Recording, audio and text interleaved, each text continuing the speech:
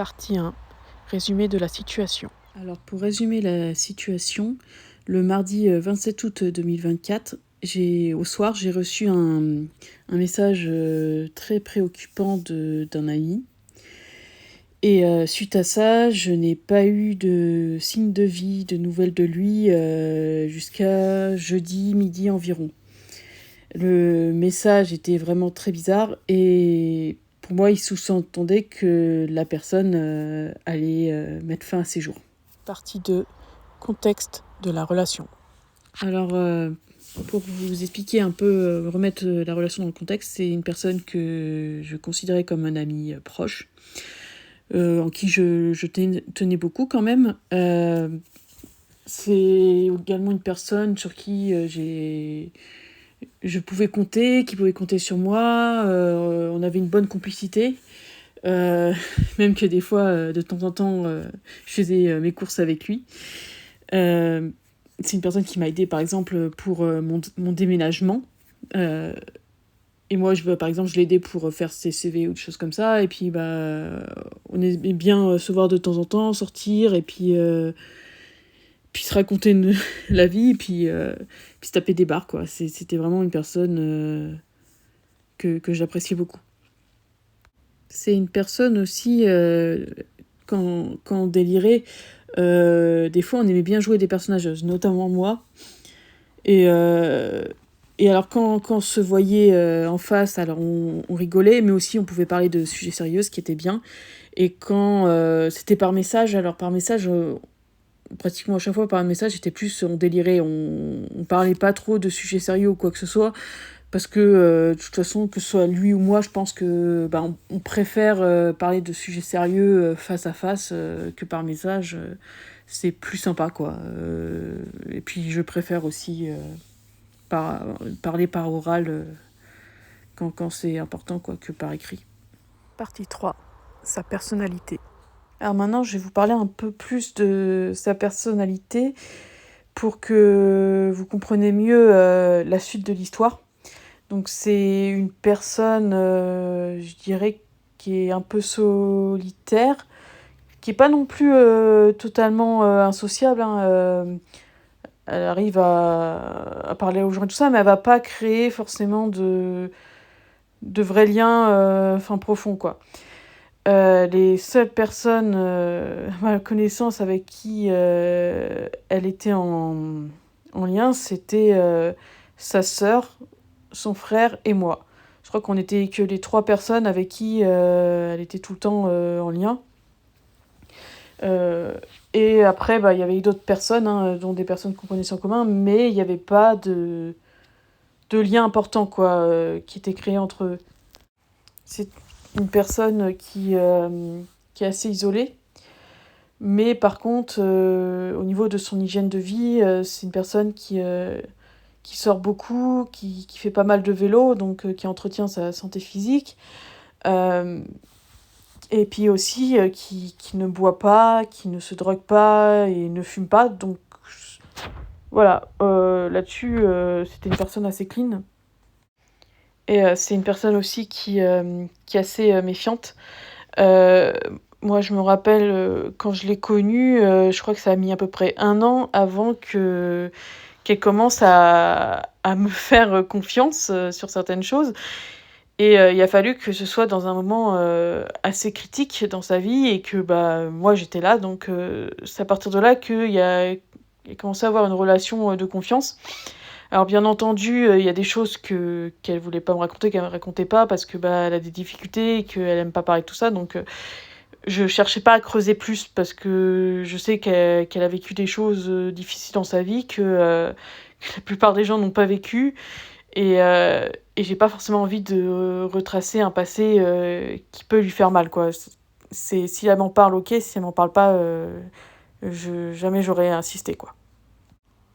La seule chose que je pouvais considérer comme un problème dans sa personnalité, c'est que des fois sa méfiance était tellement importante que cette personne, si elle avait par exemple un problème de santé, elle allait pas voir le médecin parce qu'elle ne se sentait pas du tout à l'aise à l'idée d'aller voir un médecin ou même pour faire valoir ses droits ou des choses comme ça, devoir voir un médecin voilà, de devoir parler d'elle, c'était quelque chose qui pouvait vraiment la bloquer, surtout quand elle connaissait pas la personne, qu'elle était pas en confiance et puis, bah, alors pour, être en confiance envers une personne, ça a demandé, beaucoup de temps et et c'était très rare, je pense, voilà. Partie 4. Ce qui s'est passé, comment j'ai réagi et pourquoi.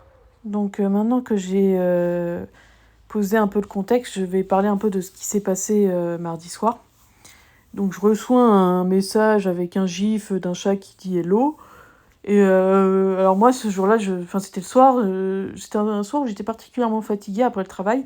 Et donc je lui envoie, pour rigoler, une sorte d'émoticône de moi en train de bâiller, de mon avatar. Et suite à ça, il me répond, ah ok, message reçu, voilà, j'ai supprimé ton numéro, j'étais content de te connaître. Et forcément, si tu me sors ça comme ça, je peux pas prendre ça au sérieux. Enfin, je me dis, le mec, il est en train de se foutre de ma gueule, enfin, il rigole, quoi. Donc, je me dis, ok, il joue un personnage, vas-y, j'ai joué aussi un personnage, donc je fais les émoticônes qui pleurent et tout ça, pour rigoler. Et, et donc, suite à ça, il m'envoie un message qui dit, j'ai rarement connu une personne aussi formidable que toi, tu vas me manquer, mon ami. Et, et moi, je me dis, bah, il est toujours en train de déconner, quoi. Il joue un rôle. Donc, bah, je crois que je réponds avec un émoticône doigt d'honneur pour rigoler. Et puis, je lui dis, ouais. Et la poule à mon père, alors, c'est un délire qu'on a avec une des poules de mon père. Je dis, ouais, tu lui dis adieu aussi. Et je lui envoie une photo de cette poule, mais aussi de d'autres poules. Et en fait, il m'envoie une photo d'un doigt d'honneur qu'il a fait dans sa voiture et avec comme message allez tous vous faire foutre. Et suite à ça, il m'envoie une photo d'un dessin que je lui avais fait pour Noël, tout déchiré. Et là, mon cerveau, il bloque. Il dit pourquoi il fait ça, c'est pas logique. En plus, c'est pas du tout le genre de personne qui va faire des trucs méchants, quoi. C'est pas du tout, ça lui ressemble pas du tout. Et là, mon cerveau, il bloque, il comprend pas. Donc, je me dis, attends, là, on n'est pas en train de rigoler, c'est quoi ce délire? Enfin, je comprends pas. Et je lui demande, et pourquoi t'as fait ça? Et il me dit, parce que, va te faire foutre. Et, et là, je m'arrête et je dis, mais il devient fou. C'est la première réaction que je me dis. Je me dis, mais il est devenu fou. Et en fait, je vais voir du coup mon conjoint Romain et je lui dis Romain, machin, je crois qu'il devient fou. Et donc je lui explique le truc et je dis bah je sais pas quoi faire. Et il me dit bah de toute façon tu peux rien faire, tu sais pas où il est, tu peux rien faire. Et je dis bah ouais t'as raison. Donc bah sur le coup je savais pas quoi faire, je savais pas où il était. Et je lui avais envoyé un message, de demander où il était et de pas déconner, quoi. Mais il m'a pas répondu. Donc, bah, voilà, ça s'est arrêté là ce mardi soir. Et donc, après coup, quand je lis la conversation où j'interprète pas ça à la déconnade, mais comme s'il était sérieux, bah, je me rends compte que ces messages, ça ressemble beaucoup à des messages d'adieu d'une personne qui a décidé de mettre fin à ses jours. Et donc, bah là, je commence vraiment à m'inquiéter. J'ai pas eu de signe de vie. J'essaye de joindre par appel. J'ai pas de réponse. Il a jamais répondu à mon dernier message. Donc, je commence vraiment à m'inquiéter. Et puis, en cherchant des solutions, je me rappelle qu'une fois, il m'avait montré, je crois, une photo de sa sœur sur Facebook. Donc, je me dis, bah bingo, faut que je contacte sa sœur. Donc, j'essaye de la contacter, sauf que je n'ai pas de réponse. Et plus le temps passe, et plus moi, je commence vraiment à me sentir mal. Je me rappelle que bah, ce matin-là, au travail, j'étais vraiment pas bien, tout le monde le voyait, et j'arrêtais pas de faire des erreurs. Et en fait, il a fallu que le midi, je craque et que je pleure pour que la pression redescende et que bah, j'arrive à travailler l'après-midi, mais toujours dans une anxiété intense. Et donc, à un moment, j'ai une personne du travail qui me conseille d'appeler le 911. Donc, avant, je me dis, bah, ils vont probablement me demander son adresse. Et le truc, c'est qu'en fait, quand je venais chez lui, bah, enfin, je savais où il habitait et tout ça, mais j'ai jamais retenu le numéro parce que, en fait, j'en avais pas besoin, j'arrivais à me repérer. Et là, je me suis dit, mince, donc avec Google Maps, j'essaye de voir, donc forcément, je retrouve la rue parce que je sais où il habite, mais les numéros sont pas clairs. Ils sont pas clairs, et puis c'est deux immeubles qui se ressemblent l'un à côté de l'autre, et puis en fait, dans la perturbation de la situation, je me rappelais plus, j'avais un doute en fait sur quel immeuble c'était. Et donc j'appelle le 911, et puis bah du coup, ils me disent qu'en gros, à la conversation, bah, ils peuvent pas intervenir parce que j'ai un doute sur son adresse. Et moi je comprends, et puis en fait, je crois que les signalements de disparition, c'est au bout de 48 heures. Donc je me dis, bon, j'ai encore un petit temps avant de devoir vraiment aller voir les flics, quoi. Et donc le soir, le mercredi soir, je décide d'aller chez lui après le travail. Et je sonne, il y a personne qui répond. Personne. Donc là, ça devient de plus en plus inquiétant. Et le soir même, voyant que j'ai pas de réponse de sa sœur, je me dis, bon, je vais essayer de joindre une autre personne de sa famille. Donc j'essaye de joindre une personne qui me semble être sa tante. Donc je lui demande si elle connaît du coup cette personne, et elle me dit oui, c'est mon neveu. Donc je dis super, moi j'ai une personne de sa famille qui me répond, donc je lui explique la situation, voilà, il y a des messages inquiétants, je suis inquiète, et en fait ce que je lui demande simplement c'est de prévenir sa sœur pour qu'elle rentre en contact avec moi. Et que fait sa tante? Elle me bloque, et je me rends compte le lendemain, et je me dis mais genre, pas de réponse du tout. Genre, elle voit mon message, pouf, elle me bloque. Et donc, alors entre-temps, j'en parlais aussi à une amie, Caroline, au passage, merci pour tout. Et, et donc, Caroline dit, bon, on se demandait si la personne n'a pas cru que c'était une arnaque ou un truc comme ça. Donc, Caroline prend l'initiative d'envoyer un message à sa tante, de lui dire écoutez, je suis l'amie de la personne qui a essayé de vous contacter, c'est pas une arnaque, c'est pas une blague, voilà quoi. Et la tante, elle fait quoi? Elle bloque mon amie. Je lui dis bah super la famille, franchement super, c'est quoi ce délire? Je comprends pas. Et donc la seule piste que j'avais, bah elle tombe à l'eau. Donc je réfléchis, bon, qu'est-ce que je fais? Là, les 48 heures arrivent bientôt. Et là, j'ai une idée, je dis, bon, je vais lui envoyer un message sur son portable euh, qui disait qu'en gros, j'ai pas de signe de vie de lui, donc s'il est encore vivant, de juste me dire, je suis vivant, même si tu veux que je te foute la paix, tu le dis, c'est tout, je te ficherai la paix, mais juste donne-moi un signe de vie. Sinon, je serai obligée d'appeler la gendarmerie, et si ils interviennent, ils risquent de défoncer la porte de ton appart. Et je dis aussi à Caroline de lui envoyer ce message au cas où, si jamais il avait bloqué mon numéro, pour être sûr qu'il le reçoive.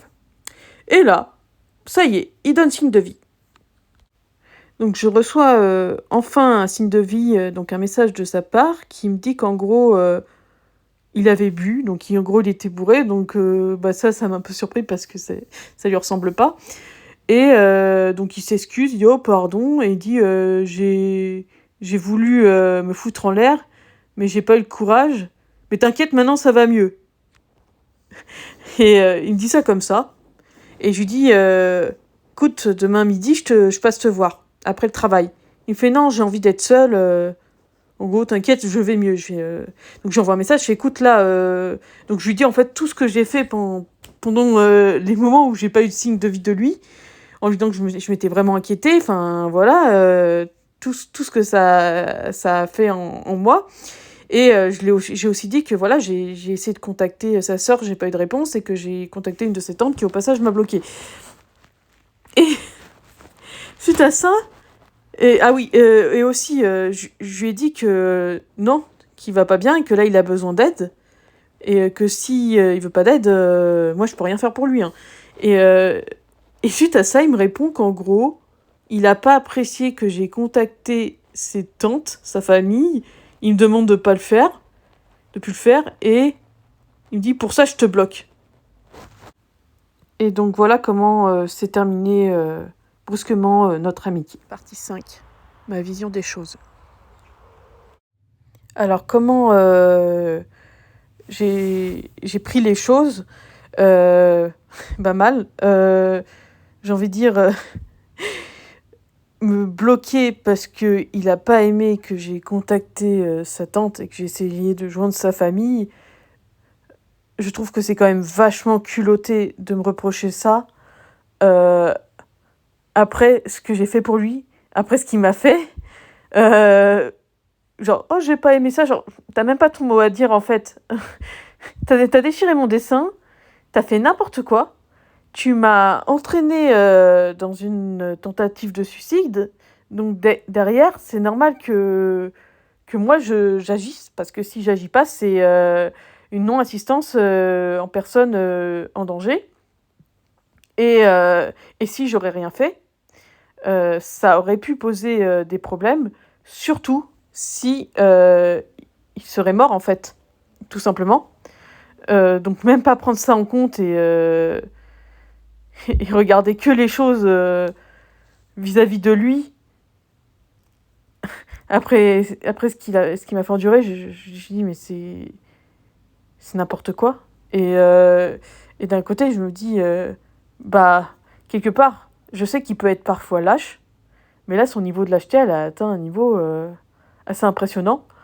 Et en plus de ça, j'ai l'impression juste qu'il s'est servi du fait que j'ai fait ça comme prétexte pour me jeter de sa vie. Et voilà.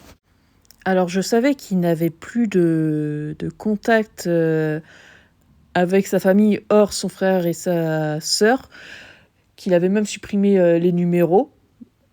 Parce que en fait, il me disait qu'il avait plus de contact avec, et puis c'est tout en fait, et que lui, il avait besoin de contact vrai, donc voilà. Mais il n'y avait pas dans ce qu'il m'avait raconté face à face, quelque chose qui me faisait sous-entendre qu'il y avait eu des conflits dans sa famille. Voilà. Moi, les relations avec sa famille, j'étais pas vraiment au courant, à part je savais qu'il était proche de son frère et qu'il voyait aussi sa sœur, mais qu'il était moins proche d'elle. Voilà, c'est un peu tout ce que je savais sur ses relations familiales. Il y a eu juste une fois où je me rappelle qu'on avait fait un jeu et il m'avait invité dans le jeu et il y avait son cousin. Une fois, et puis je crois que c'est tout. L'autre chose, c'est que je voulais à tout prix éviter de devoir aller parler de ça au commissariat, à la police, toute seule. J'espérais avoir au moins une personne de sa famille s'il y avait une disparition inquiétante. Parce que je suis déjà allée à la police 2 fois. Une fois parce que je voulais porter plainte. Et une deuxième fois pour témoigner envers une victime d'agression. Et la manière dont j'ai été reçue, ça m'a vraiment marquée et j'ai pas du tout apprécié. Et je voulais absolument pas être toute seule, quoi. C'est vraiment quelque chose que je voulais éviter. La première fois que j'étais allée au commissariat donc pour porter plainte, il y a un mec qui était sur le point de me frapper dans le bus, qui m'a agressée, mais de manière non verbale. Et en fait, au niveau de la justice, la violence non verbale, ça veut dire qu'une personne peut te crier dessus, peut avoir une position menaçante. Si elle n'a pas d'arme, si elle t'insulte pas, si elle te fait pas des menaces implicites verbales, en fait, ça compte pas au niveau de la justice. Et du coup, c'est ce que m'expliquait le policier, sauf que pour me dire, au lieu de me dire simplement qu'en fait la justice a des failles et que du coup ils peuvent pas recevoir ma plainte pour ça, parce qu'en fait il y avait un gars qui m'avait protégée au moment où il allait me frapper, tout simplement. Et il a dit, en fait, on peut rien faire, je comprends que vous ayez peur, mais c'est votre interprétation. C'est votre interprétation. Franchement, c'est comme si je recevais une deuxième agression pleine gueule, quoi.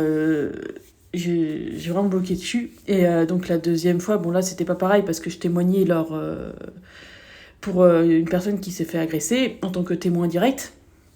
Et donc le policier me demandait, me posait des questions par rapport du coup à la santé mentale de la victime, de moi ce que j'ai pu voir. Et il me posait des questions du genre... donc il me posait des questions du genre... est-ce qu'elle avait des sentiments pour son agresseur? Et moi je disais, je sais pas, c'est compliqué, enfin je suis pas dans sa tête, je suis pas dans son corps, et du coup il me posait des questions, est-ce qu'elle était amoureuse? D'après ses propos, oui. Après moi j'interprétais pas ça comme des sentiments amoureux. Du coup il me disait, est-ce qu'elle voulait une relation durable avec lui? Et je fais non, pas du tout.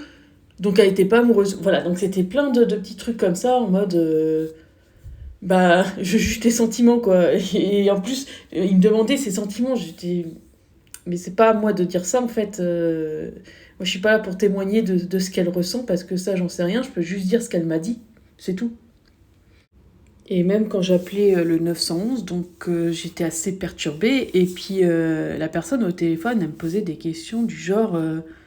il a quel âge? Et moi, j'avais dit... je crois qu'il a tel âge, approximativement, parce que j'étais pas sûre.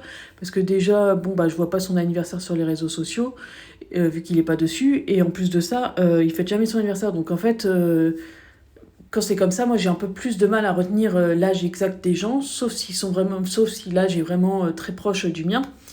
Et là, il y avait quand même quelques petites années. Et il était là, attends, c'est votre ami, et vous connaissez pas son âge? Et j'étais en mode, mais c'est pas ça qui définit l'amitié, enfin...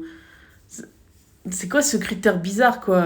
Ou pareil, au niveau de l'adresse, vous connaissez pas son adresse? Je fais, je sais où il habite, mais là, c'est flou dans ma tête. Moi, je me repère visuellement. Enfin, voilà, quoi. Tu comprends pas le contexte, je veux bien. Mais de là à me juger, voilà, même quand je disais que j'avais essayé de contacter sa famille via les réseaux sociaux, il était en mode, ah oui, les réseaux sociaux, vous êtes jeune. Enfin, voilà, quoi. Il y avait une espèce de jugement trop bizarre. Alors que... Je sais pas, l'inquiétement, c'était que la personne ne donnait plus signe de vie. Je sais pas, c'est plus important. Et moi, qu'est-ce que je me faisais? Je me faisais juger au téléphone pour signaler quelque chose de préoccupant, quoi. Ça, je l'ai vachement mal pris aussi, hein. Mais là, je l'ai dit, écoutez, là, je suis perturbée. Vous me posez des questions. Pour moi, ça n'a un non-sens par rapport à la situation. C'est pas ça qui compte, quoi. Et la dernière chose dont je voulais aborder, c'est... admettons qu'il avait réussi sa tentative de suicide et qu'il serait mort. Qu'est-ce qui serait passé? La police aurait retrouvé son corps. Il y aurait une enquête. Admettons maintenant que dans l'enquête, ils arrivent à avoir accès à son portable, aux conversations. Que moi, j'aurais rien fait. Et que la conversation aurait été vue. Et que la famille aurait été au courant. Ça aurait pu retomber sur moi, il y aurait pu avoir des plaintes pour non-assistance aux personnes en danger, je suppose. Enfin, en tout cas, moi, je trouve ça complètement normal que si j'avais rien fait, que la famille porte plainte contre moi parce que j'ai rien fait, alors que je savais qu'il y avait un problème. Donc, en soi, j'ai fait ça, bien sûr, pour lui, mais d'un autre côté, si j'aurais rien fait et qu'il serait plus là, ça aurait pu foutre la merde dans ma vie. Donc, en faisant ça, il m'a aussi mis en danger. Donc ce danger-là, c'est comme ça, il est arrivé, mais derrière, tu me reproches pas d'avoir voulu me protéger aussi, quoi. Ça, c'est juste non. Non, non, non, c'est un chouinement de me reprocher d'avoir voulu contacter ta famille, alors que c'est une chose normale à faire dans des situations exceptionnelles. Et là, la situation a été exceptionnelle. Jamais j'aurais contacté sa famille dans des circonstances qui n'étaient pas celles-là, quoi. J'ai aucun intérêt à faire ça, je sais qu'il n'aurait pas apprécié, donc je ne l'aurais pas fait. Mais là, la situation était urgente. Donc alors, si tu veux pas que je contacte ta famille, mec, juste tu me fais une liste des choses que je dois faire si jamais tu fais une tentative de suicide et que tu m'impliques dedans, hein. Parce que c'est bien gentil de venir me reprocher ça, alors qu'en fait, c'est toi qui as merdé, quoi. C'est lâche, c'est vraiment lâche, quoi. En plus, j'ai déjà eu des conversations avec lui dans des situations où il se comportait de manière lâche et je lui expliquais qu'en fait, plus il retardait le truc, le fait qu'il ne disait pas les choses clairement, ça faisait plus souffrir la personne que s'il serait honnête. Ok, la personne, elle souffrirait sur le coup, mais à long terme, elle souffrirait moins, quoi. On avait parlé de tout ça, cette thématique de la lâcheté. Et j'aurais jamais pensé que il aurait osé faire ça avec moi, être aussi lâche avec moi, quoi. Ça, j'aurais jamais cru, par contre. Et du coup, actuellement, je suis en colère, quoi. Je suis en colère, même plus en colère que triste. Partie 6. La réaction des autres. Quelque chose que je trouve intéressant aussi à aborder, c'est la réaction des personnes autour de moi dans ce genre de situation assez critique. Parce que je retrouve des comportements que j'ai déjà vus dans d'autres situations où je me suis retrouvée vraiment seule parce que les gens minimisaient le problème ou avaient une vision très binaire aussi. Et voilà, donc j'avais envie aussi de parler de ça. Alors je dirais que la personne qui a eu le comportement le plus exemplaire dans cette situation-là, c'est mon amie Caroline. Parce que elle, déjà dans son métier, elle a dû déjà faire face à ce genre de situation. Donc, elle s'est montrée vachement professionnelle et vraiment d'un soutien amical sans faute. Vraiment, merci Caroline. Et il y a eu aussi les réactions un peu à vif de certaines de mes collègues qui me disaient mais il est con, c'est un connard, voilà.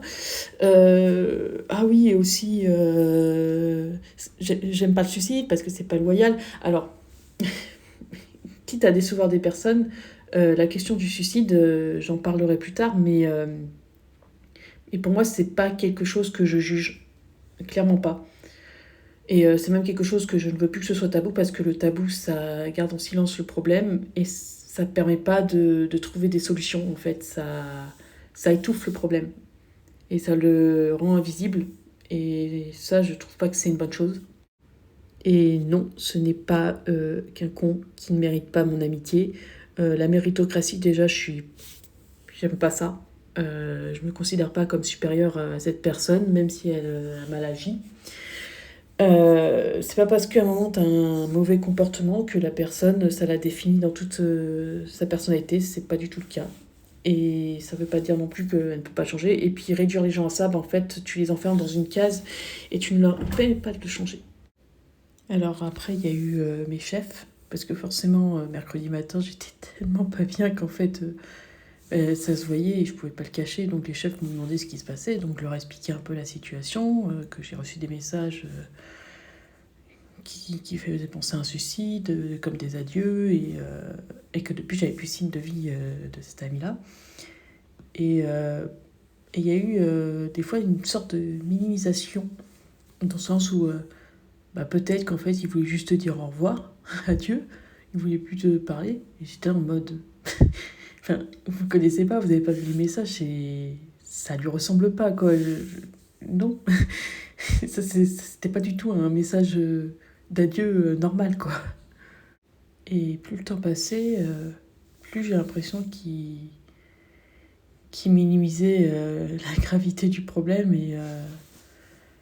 Et ça, je sais qu'il y a pas mal de personnes qui font ce genre de choses. Quand il y a un truc de grave, ça les rassure de minimiser le problème quelque part. Mais en fait, me dire ça me rassure pas, parce que moi, je vais essayer d'avoir un raisonnement qui se rapproche plus de ce qui est possiblement réel, quoi, par rapport aux éléments que j'ai, et non pas à la vie des autres. Et encore moins des personnes qui ne le connaissent pas, qui n'ont même pas vu les messages, qui ne connaissent pas du tout le contexte de notre relation. Donc voilà. Et puis pour finir, il y a eu la réaction de Romain. Alors au début, j'étais un peu sidérée. Je me dis, il est super calme et tout ça, hyper passif. Et avec du recul, je me dis, heureusement qu'il était comme ça. En plus, c'est plutôt dans sa personnalité d'être posé et réfléchi. Et finalement, ça m'a quand même aidé à me calmer, parce que si, par exemple, j'avais raconté ça à une personne anxieuse, genre ma mère, ça m'aurait rendue encore plus anxieuse. Je l'aurais mal vécu, ça m'aurait pas calmé, ça aurait empiré mon anxiété. Donc, je suis contente d'avoir un copain comme ça qui sait être calme et posé quand il faut, et dire des choses rationnelles. Partie 7. Les signes avant-coureurs. Alors, souvent, quand une personne a envie de se suicider, il y a des signes un peu avant-coureurs. Et du coup, j'ai j'ai pris du recul, j'ai réfléchi, est-ce qu'il y en a eu?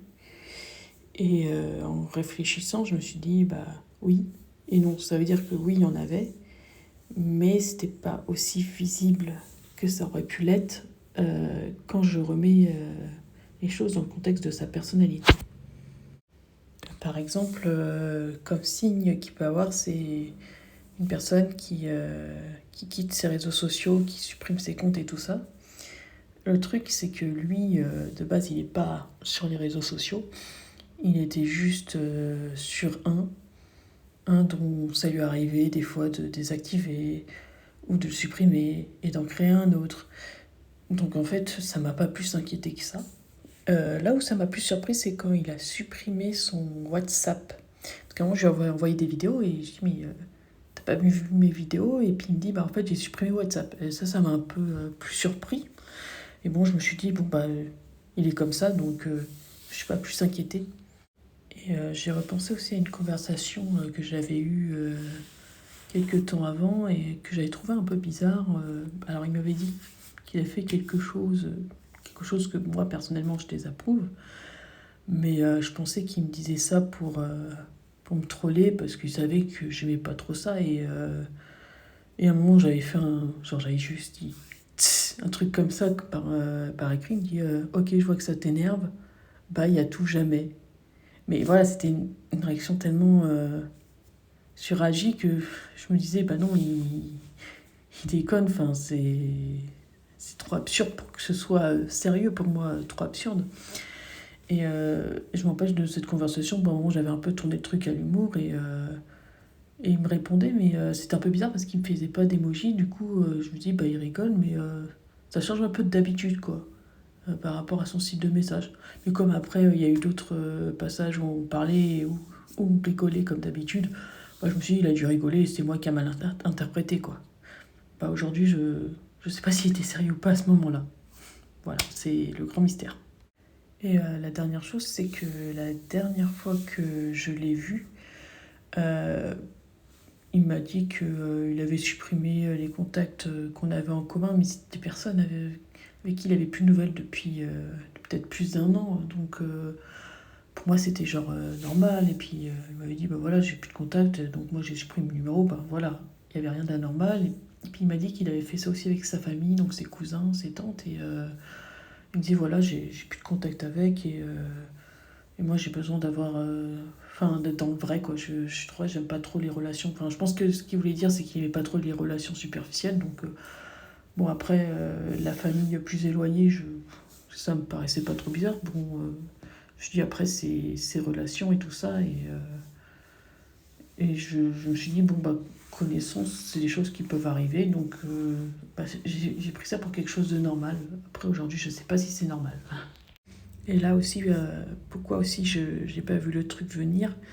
La dernière fois que je l'ai vu, bah, il avait des projets, il venait d'avoir son permis et sa voiture, quelque chose, un projet qu'il avait depuis un moment.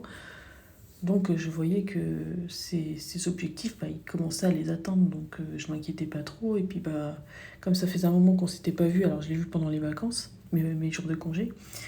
Et bah, du coup, je lui ai dit, parce que ça faisait un moment qu'on s'était pas vu, que ouais, c'était un peu compliqué, que bah, j'avais fait pas mal d'heures sup et que ça m'avait beaucoup fatigué, que par derrière, bah, ma maladie est revenue au galop, donc j'avais des idées noires et tout ça. Et donc voilà, j'ai abordé le thème des idées noires et là-dessus, il n'a pas trop réagi en mode. Ouais, il était plutôt surpris que je puisse avoir des idées noires parce que comme je suis une personne qui a beaucoup d'humour, qui peut beaucoup rigoler, bah, les gens ils se disent pas, ils se disent bah non, les gens qui rigolent et tout ça, c'est des gens qui sont heureux, quoi. Alors que bah, pas forcément la dépression, ça se voit pas forcément, quoi. Et puis pour finir cette partie-là, la dernière fois que je l'ai vu, bah, on avait cette conversation où bah, lui, il voudra déménager un jour et il disait ouais, on gardera contact, j'espère et ça. J'ai dit bah ouais, j'espère aussi. Donc il n'y avait pas du tout ce truc où le gars, ben, pour moi, il me faisait pas comprendre qu'il avait envie de me jeter de sa vie, quoi. C'était même plutôt l'inverse, donc c'est pour ça que je comprenais pas ces messages, quoi. Partie 8. La santé mentale, ce grand tabou. Alors, ce qui est important de savoir, c'est que Moi, je considère pas les maladies et les troubles psychiques comme un tabou, comme quelque chose de honteux, de mal, où il faudrait culpabiliser. Au contraire, j'aimerais libérer la parole sur ces sujets-là, parce que je pense qu'ils sont très importants et que la honte, ça ne doit pas être du côté des malades, mais des gens qui jugent la maladie, qui minimisent, alors que la plupart du temps, les gens qui font ça, ils y connaissent rien. Le cerveau, c'est un organe qui peut être malade comme n'importe quel autre organe. Mais le fait que ça joue sur nos pensées, notre personnalité, bah, forcément, ça rend les gens plus anxieux et face à quelque chose qui les met en insécurité, bah, beaucoup préfèrent se mettre des œillères sur la tête. Et comme je disais précédemment, concernant le suicide, moi je suis pour le suicide assisté, mais pas n'importe comment. C'est-à-dire qu'il faut que ce soit des maladies qui soient incurables et que la personne souffre beaucoup. Là, comme ce qu'on appelle l'euthanasie, pour moi, c'est pas une croyance en Dieu ou je sais pas quoi, des personnes, des croyants qui doivent faire la loi sur la liberté des personnes de choisir leur fin de vie. Concernant tout ce qui va être maladie psychique notamment, alors je suis pas pour le suicide comme ça. Je considère que le suicide assisté peut être envisageable quand une personne a une maladie qui ne guérit pas ou qui ne peut pas guérir, parce que la souffrance, c'est pas que physique, c'est aussi psychologique. Et des fois, il y a des traitements qui ne fonctionnent pas et des thérapies qui ne fonctionnent pas. Et j'ai envie de dire, si la personne souffre trop et que c'est un choix qui est conscientisé, je ne suis pas forcément contre. En plus, le système de santé est catastrophique, mais ça, par contre, c'est important pour moi que ça ne devienne pas un moyen de supprimer les gens suicidaires. Dans le sens où je pense aussi que le suicide assisté, avant de penser à ça, faut que l'État mette plus de moyens pour la santé mentale, pour la prise en charge, pour des soins, de sorte que ils prennent aussi leurs responsabilités et que tout ne soit pas réglé avec un suicide assisté, bien entendu. Et pour les personnes qui trouvent ça égoïste, j'ai envie de dire, n'est-ce pas aussi égoïste de vouloir maintenir en vie une personne qui souffre et dont on sait que on a tout essayé pour réduire sa souffrance et ça fonctionne pas. C'est des questions qui se posent, sachant que les gens ne vivent pas pour les autres, ils vivent pour eux. Donc s'ils peuvent pas vivre pour eux, être heureux, atteindre des objectifs de vie, la question doit se poser, mais vraiment par cas, quoi. Mais je tiens vraiment à préciser que moi, ce qui est important, c'est que le système, la société, les gens déconstruire leurs idées reçues, leur image négative sur les maladies psychiques, et considèrent comme leur égal les personnes qui ont tout ça, qu'il faut arrêter de minimiser ou de faire de la violence psychologique, de la discrimination, de la psychophobie, de l'handiphobie, et avoir une meilleure prise en charge de la santé mentale, et voilà, que des choses soient vraiment mises en place pour l'intégration des personnes qui ont des difficultés à s'intégrer. Voilà, ça c'est vraiment important. Et le suicide, ça doit être vraiment... le suicide assisté est vraiment la dernière des options. Parce que bien entendu, quand on est malade, même si notre cerveau, la maladie de notre cerveau va nous faire des idées noires et que ça vient de la maladie, la maladie, elle est quand même là. Et si on n'arrive pas à l'enlever, c'est aussi la réalité de la personne. même si sa vision des choses est forcément biaisée par la maladie. Je pense que si les maladies psychiques et mentales étaient considérées comme n'importe quelle autre maladie, genre le cancer, un rhume ou des choses comme ça, déjà ça déculpabiliserait les personnes, ça permettrait de libérer la parole, de lever le tabou, de mieux intégrer ces personnes et de ne pas les considérer comme des êtres inférieurs, comme des flemmards ou des monstres, ou des êtres inférieurs. Ça pourrait aussi limiter les violences, notamment psychologiques, et les discriminations que ces personnes vivent au quotidien, parce que ça, pour le vivre, c'est quelque chose qui peut vraiment augmenter mes pensées négatives, mes idées noires. Et les personnes qui ont ces jugements, qui me le font comprendre, ou des choses comme ça, ou qui me le disent même parfois directement, ça empire parfois mes idées noires. Et ces personnes ont une responsabilité sur ma santé mentale. Ça peut être très fatigant d'expliquer sa maladie, comment ça fonctionne, et que derrière, les gens ne veulent pas trop voir cette réalité-là. Et parfois, ça me désespère. Donc les personnes qui ont un problème, une gêne avec tout ce qui est maladie psychique, maladie mentale, j'ai envie de dire, c'est elles le problème. C'est pas les personnes malades, si ça leur pose problème, si ça les gêne. C'est à elles de se remettre en question et de se demander pourquoi ça les dérange et pourquoi elles n'acceptent pas cette réalité-là. C'est pas aux personnes malades de s'adapter à un comportement discriminant. Et je ne le répéterai jamais assez, il n'y a pas de honte à être malade, il n'y a pas de honte à avoir un psychiatre, il n'y a pas de honte à avoir un traitement. C'est la vie, c'est comme ça, on n'est pas tous forts, on n'est pas tous parfaits. Et les personnes qui jugent, clairement, elles n'ont rien compris, elles sont ignorantes. Elles ont juste des a priori, elles n'y connaissent rien et elles ont peur. J'ai oublié de préciser quelque chose concernant le suicide assisté. Bien entendu, je ne suis pas que pour dans un cadre de santé mentale. Beaucoup de personnes souhaitent mettre fin à leur jour parce qu'ils ont une maladie qui les font souffrir aussi physiquement, qui n'est pas psychologique, et notamment à un certain âge. Et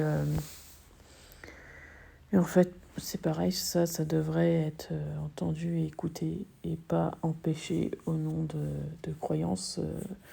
On est dans un monde qu'on ne connaît pas vraiment, plein de mystères. Enfin, il y a des choses qu'on comprend, d'autres pas, on découvre. Et dans tous les cas, personne n'a la vérité, la réalité sur pourquoi nous sommes ici sur Terre, quoi.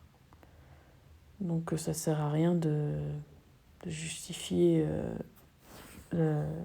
non-respect de la personne qui veut un suicide assisté au nom uniquement de croyances personnelles, parce qu'elles ne sont pas partagées par tout le monde et elles n'ont pas à être imposées.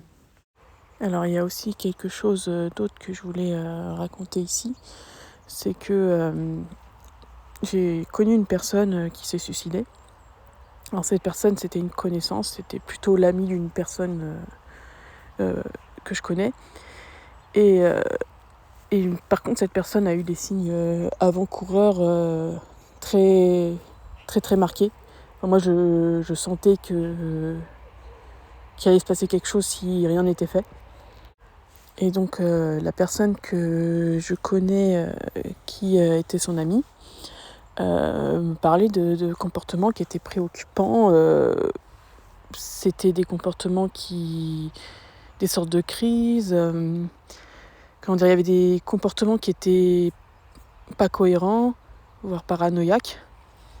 Enfin, c'était peut-être un peu délirant, quoi. Donc, moi, j'avais dit à la personne, écoute, là, ton ami va pas bien.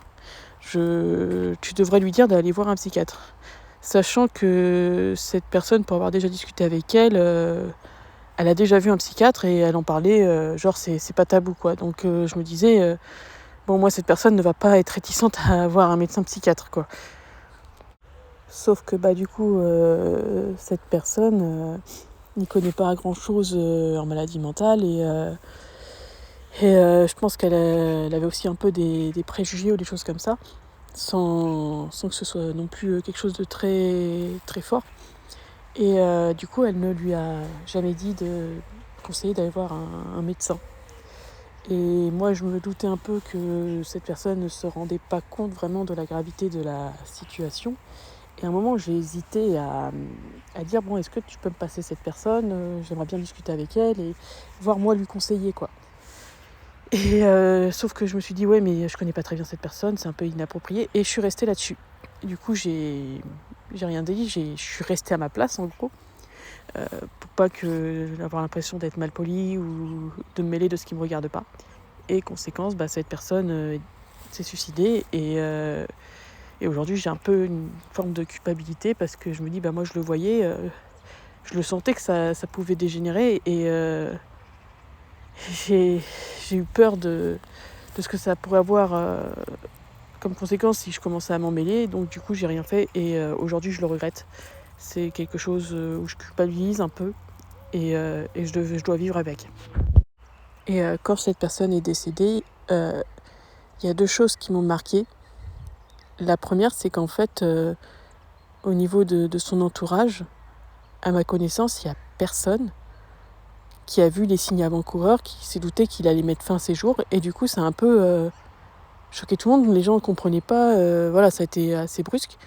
Et moi, j'étais là en train de me dire, mais il y avait tellement de signes, ça se voyait qu'il y avait un problème. Et je me dis, est-ce que les gens n'ont pas vu parce qu'ils ne le montraient pas à d'autres personnes que la personne que je connaissais? Ou est-ce que les personnes ont minimisé le problème, ont fermé les yeux dessus? Ça, c'est une question que je me suis posée et dont je n'aurai jamais la réponse. D'où l'importance de vraiment faire attention aux signes avant-coureurs. Et j'ai un souvenir qui m'a marqué avec cette personne. C'est qu'un jour, il nous a parlé d'un livre qu'il lisait. À l'époque, j'y connaissais rien. Et en fait, c'était un livre de développement personnel qui promouvait la loi de l'attraction mentale. Et il était là en mode, ce mec c'est un génie, tout ça. Il dit, ouais, il faut que tu aies des pensées positives et après les choses t'arrivent et tout ça. Et même si, bien entendu, je ne pense pas que ce soit le seul facteur qui a fait que sa détresse psychique a augmenté, je pense que ça a joué, que ça a probablement dû jouer à empirer ses symptômes. Et c'est pour ça aussi que moi, tout ce qui est développement personnel, qui en plus font passer ça pour de la science, voilà, ça peut être grave, ça peut avoir de graves conséquences et il ne faut pas minimiser ça. Donc c'est aussi pour ça que vraiment je suis contre ce genre de croyances parce que ça peut vraiment détruire les gens. Ça peut empirer leurs troubles psychiques, leurs maladies et les mettre encore plus dans une détresse. Donc non, ce n'est pas anodin ce genre de croyance qui se sert du désespoir des gens pour se faire du fric sur leur dos et qu'ils n'ont même pas leur mort sur leur conscience parce que du coup c'est un peu compliqué pour les faire passer en justice. En plus, quand les gens n'y connaissent rien, ils se doutent pas que ça a eu un impact sur sa santé mentale, quoi. Voilà. Partie 9, aider, protéger, jusqu'à où? Alors pour moi, c'est super important d'apporter mon soutien aux personnes de manière générale, mais notamment aussi aux personnes qui ont des difficultés et qui sont en vécu parfois chaotique, parce que je sais bien que on vit dans une société où les personnes, par exemple, qui travaillent pas et tout ça, on les met dans des cases, genre les cas sociaux. Et moi, je déteste ce mot-là. Je trouve hyper dégradant et méprisant. Et puis pour avoir fréquenté ces personnes jugées comme des cas sociaux au travail, notamment, quand on apprend leur histoire, c'est clairement pas la même histoire que les personnes qui les jugent de cas sociaux, hein, clairement pas. Parce que parmi les cas sociaux, entre guillemets, on retrouve pas mal de personnes qui ont vécu de la violence dans leur foyer, parfois qui sont même finies en famille d'accueil et en foyer, des personnes qui sont victimes de viols, d'inceste, qui ont grandi dans un environnement qui ne leur a pas permis d'avoir une situation stable et qui, une fois adultes, ça a forgé leur personnalité. C'est compliqué de changer ça, voire impossible. Et les gens qui jugent généralement, enfin en tout cas ceux que moi j'ai vu pas mal juger, c'est des personnes qui ont la chance par exemple d'avoir leurs parents, d'avoir une situation familiale soutenante, qui n'ont pas forcément perdu des proches ou pas beaucoup, qui n'ont pas forcément vécu du viol ou de l'inceste, et encore ça on retrouve dans un peu tout type de foyer, et qui n'ont pas forcément de déficience intellectuelle importante, mais c'est pas pour autant qu'ils y connaissent quoi que ce soit sur le fonctionnement du cerveau et les biais, quoi. Alors bien entendu, il y a des personnes qui ont vécu des choses bien pires que moi, mais moi j'ai quand même une histoire, un passé qui est pas non plus, dans un environnement qui m'a permis de bien grandir dans un sentiment de sérénité, de sécurité. Et parmi les personnes que je côtoie, il y en a, c'est plus ou moins la même chose, qui s'en sont plutôt bien sortis. Et voilà. Donc, pour moi, ça me touche, et je trouve ça important d'aider, d'essayer de soutenir les personnes qui sont le plus en difficulté, parce que ce sont elles qui en ont besoin, plus que les personnes qui ont un bon entourage de manière générale. Et ça fait vraiment partie de mes valeurs, de pouvoir être là pour ces personnes-là, de les considérer, parce que c'est vraiment ça le gros problème dans notre société. Il y a beaucoup de personnes qui n'ont pas de considération pour les personnes qui travaillent pas, ou qui ont une vision du bonheur qui sort un peu des normes de ce qu'on attend d'eux dans une société, donc d'être bien rangé avec un travail et tout ça. Et donc, aider, protéger, et souvent, l'injustice m'insupporte, et j'ai vraiment envie de voir ces personnes changer et s'émanciper de leur construction sociale toxique, et voilà tout ça, et voir que les gens s'enfoncent dans leurs problèmes, ça peut me rendre très triste. Et au point que souvent, j'ai mon psychiatre qui me dit qu'on ne peut pas sauver tout le monde. Et c'est vrai. C'est vrai, malheureusement, même si tu tiens la personne, si elle n'a pas volonté à changer, à se faire aider, tu peux rien faire. Tu es juste obligé d'accepter la réalité telle qu'elle est, même si tu tiens à elle. Et donc, moi, la limite, c'est être là pour les gens, ok. Par contre, faut pas que cette personne commence à me mettre en danger. Par exemple, me rendre complice de quelque chose, etc., etc. Voilà. Puis si la personne ne change pas, à un moment, je vais dire stop. Surtout si la personne ne me respecte pas et ne respecte pas mes limites, à un moment, je suis obligée de me protéger. Et c'est là où je vais arrêter, où je vais me couper de la personne, ou des choses comme ça. Alors, avec cet ami-là, c'était différent, parce que c'était pas un poids pour moi ou quoi que ce soit. Je sais que des fois, il me disait des choses, je lui donnais des conseils. Après, il les prenait pas. c'était pas problématique dans le sens où ça changeait rien à ma vie, ça me mettait pas en danger. Par contre, m'impliquer dans une tentative de suicide, là, ça peut me mettre en danger. Si... Voilà. Ça peut me mettre en danger si la personne ne change pas, n'a pas la volonté de changer au niveau de ma santé mentale, voire même empire et s'en prend à moi, là c'est sûr que je coupe les ponts parce que c'est pas possible pour moi de continuer comme ça.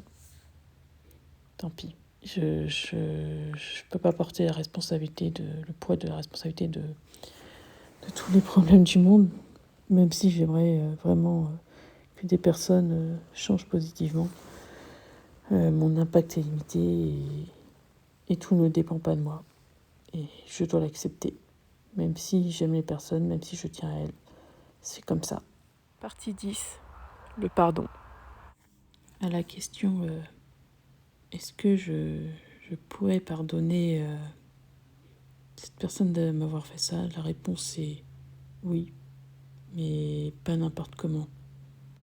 Comme je disais, c'était une personne qui jusqu'ici ne m'a jamais fait au bon, avec qui je m'entendais, avec qui j'ai jamais eu de dispute, qui me respectait, sur qui je pouvais compter. Donc ça compte quand même. Tu peux faire une erreur, mais derrière, il faut que tu te remettes en question et que tu restes pas dans le déni et que tu fasses des démarches pour te faire aider. Et également que j'ai de vraies excuses, bien entendu. Après, je pense que cette personne est trop lâche pour... et peut-être qu'elle n'a pas tout simplement pas la volonté non plus de se faire aider ou qu'elle reste dans ses croyances. Et là, je peux rien faire. Si cette personne n'a pas décidé de changer, de se remettre en question, je peux rien faire. Voilà. Mais en tout cas, moi, je n'accepterai pas ce genre de comportement si derrière, il y a rien qui change, s'il n'y a pas des démarches qui sont mises en place pour se faire aider. Comme notamment mon psychiatre m'a souvent répété, c'est qu'on ne peut pas aider tout le monde, on ne peut pas sauver tout le monde. Et c'est vrai. Mais ça fait quand même mal quand c'est une personne auquel tu tiens. Ça fait quand même mal et il y a un deuil à faire. Et voilà, je pense que ça va être compliqué un peu de faire ce deuil-là, mais j'ai pas le choix, quoi. C'est la vie et je suis plus maître du tout je suis pas maître de sa vie. C'est à lui de la prendre en main, quoi. Moi, j'ai fait ce que j'ai pu. Et pour ça, je ne culpabilise pas, je regrette pas, même d'avoir contacté sa tante, sa famille. J'ai fait, je pense, que j'avais à faire dans les circonstances le contexte que j'étais et je m'excuserai pas pour ça. Je m'excuserai pas pour ça, clairement pas. Parce que je l'ai fait pour cette personne et si elle n'est pas capable de s'en rendre compte, tant pis.